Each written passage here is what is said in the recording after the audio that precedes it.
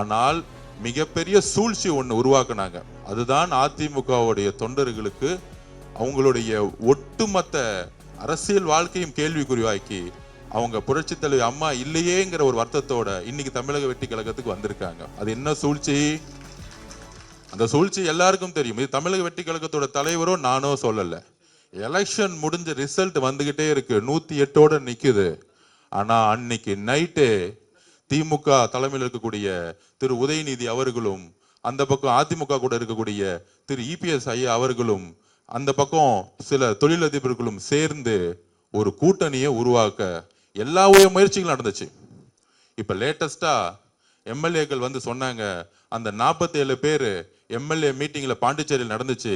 அப்ப புதுச்சேரியில் நடக்கும்போது அப்ப என்ன சொல்லி சைன் வாங்கினாங்கன்னா, இபிஎஸ் அவர்கள் முதலமைச்சர் ஆவறதுக்கு நீங்க சைன் போடுங்கன்னு சொல்லியிருக்கிறாங்க. என்னுடைய கேள்வி அதிமுக பொதுச் செயலாளர் கூட இபிஎஸ் அவர்களுக்கு, உங்களுடைய எம்எல்ஏ நம்பர் என்ன? உங்களுக்கு 118 பேர் நீங்க ஜெயிச்சிட்டீங்களா? மக்கள் உங்களுடைய தலைமையை 3வது இடத்துக்கு தூக்கி போட்டிருக்காங்க. 47 எம்எல்ஏ உருவாக்கி 47 எம்எல்ஏ வச்சிருக்கவங்க எப்படி முதலமைச்சரா ஆக முடியுங்கிற நம்பிக்கையோடு புதுச்சேரியில எம்எல்ஏ மீட்டிங்ல எப்படி நீங்க எல்லா 47 எம்எல்ஏ கிட்டயும் சைன் வாங்க முடியும்?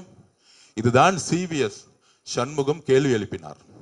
இதுதான் விஜயபாஸ்கர் கேள்வி எழுப்பினார். 47 எம்எல்ஏ வச்சுக்கிட்டு எப்படி நீங்க முதலமைச்சர் ஆக முடியும்?